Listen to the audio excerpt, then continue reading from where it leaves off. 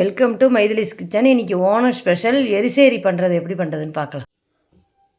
எரிசேரி எப்படி பண்ணலான்னு பார்க்கலாம். இது வந்து ஓணம் ஸ்பெஷல் எரிசேரி கேரளா டிஷ்ஷு. இதுக்கான பொருட்கள்லாம் இருக்குது பார்க்கலாம்.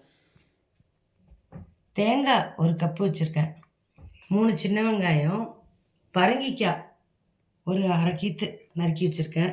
தேங்காய் எண்ணெயில் தான் நம்ம இது பண்ணணும், அதனால் தேங்காய் எண்ணெய் 3 ஸ்பூன் வச்சுருக்கேன். வரமிளகா அப்படி அரை ஸ்பூனு, மஞ்சப்பொடி 1/4 டீஸ்பூனு, ஒரு பச்சை மிளகா, சிகப்பு காராமணின்னு இருக்கும், அதை வறுத்து பச்சையாக ஊற வச்சுட்டு ராத்திரியே ஊற வச்சுட்டு குக்கரில் சவுண்டு விட்டு ஆஃப் பண்ணி வச்சுருக்கேன். அது இது. இப்போ அடுப்பு பற்ற வச்சுருக்கேன், இழுப்பச்சட்டி வச்சுருக்கேன். எப்படி பண்ணுறதுன்னு பார்க்கலாம். இப்போ 1/2 டம்ளர் தண்ணி ஊற்றுறேன். இந்த டிஷ்ஷுக்கு தண்ணி 1/2 டம்ளர். கொஞ்சம் சுடட்டும், அந்த பரங்கிக்காயை போடலாம். நம்ம அந்த பரங்கிக்காயை போட்டுறேன், நல்லா வேகட்டும். வெந்தோடனே நம்ம பார்க்கலாம். வேகட்டும், வெந்தோடனே தான். நான் வந்து இதை வேக வச்சுட்டுருக்கேன். 2 மணி நேரம் ஊற வச்சுட்டு குக்கரில் ஒரு சவுண்டு விட்டு ஆஃப் பண்ணி வச்சுருக்கேன்.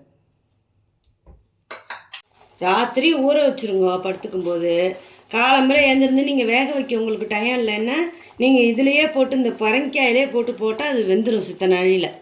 அரைக்க வேண்டிய பொருட்கள்லாம்: ஒரு பச்சை மிளகா, 2 சின்ன வெங்காயம். வெங்காயம் தான் இதுக்கு ஸ்பெஷல், வெங்காயம் போடணும், அதுதான் நல்லாயிருக்கும். பாதி தேங்காய், மிச்சம் தாளிக்கிறதுக்கு சீரகம் 1/2 ஸ்பூன் போட்டுக்கணும். நம்ம இது போட்டு நல்லா குறன்னு தண்ணியே ஊற்றக்கூடாது, அடிச்சுன்னு வந்துடுறேன். கொஞ்சமாக தண்ணி ஊற்றிக்கலாம்.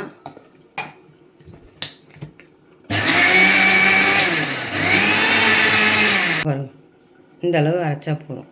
காராமணியை போடுறேன் நான். தண்ணி கொஞ்சம் ஊற்றிக்கிறேன், 1/2 டம்ளர்.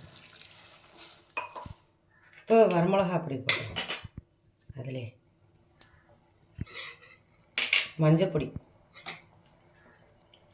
நல்லா வேகட்டும். தேவையான அளவு உப்பு. சரி, மூடி வச்சிடலாம் ஒரு நிமிஷம். ஆனால் அந்த மிளகா அப்படி வாசனை எல்லாம் போகட்டும்.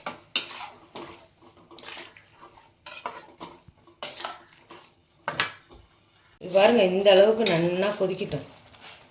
நல்லா கொதிச்சாதான் நல்லா எரிசேரி சூப்பராக இருக்கும். இதுக்கு கொஞ்சம் ஒரு 1/2 ஸ்பூன் வெல்லம் போடுறேன். இப்போ பச்சை வாசனை போயிடுத்து மிளகா அப்படி இந்த அரைச்சதை போட்டேன். போட்டு நல்லா கலர்றேன்.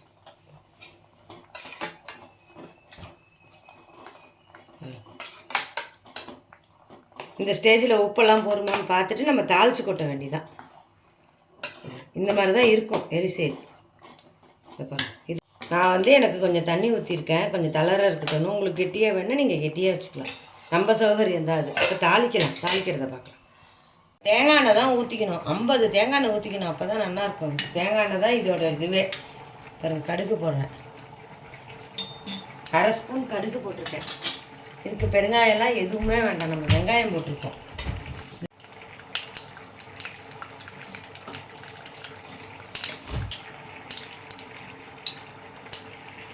கடுகு நல்லா பொரிஞ்சிடுத்து. இப்போ நான் தேங்காயை போட்டேன். தேங்காயை எண்ணெயிலே பொரிச்சிட்டு இதில் கொட்டணும் நம்ம, அப்போ தான் நல்லாயிருக்கும்.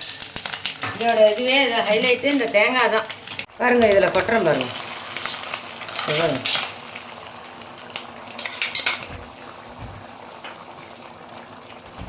இந்த வாசனையோடு அடுப்பை ஆஃப் பண்ணிடலாம்.